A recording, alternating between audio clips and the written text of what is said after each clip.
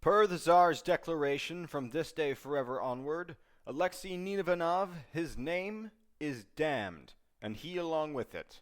For his tacit approval and now confirmed participation in anti-monarchical activity, he is wanted dead. Should he be found alive, he will be drawn and quartered and the remains displayed in the streets of the capital.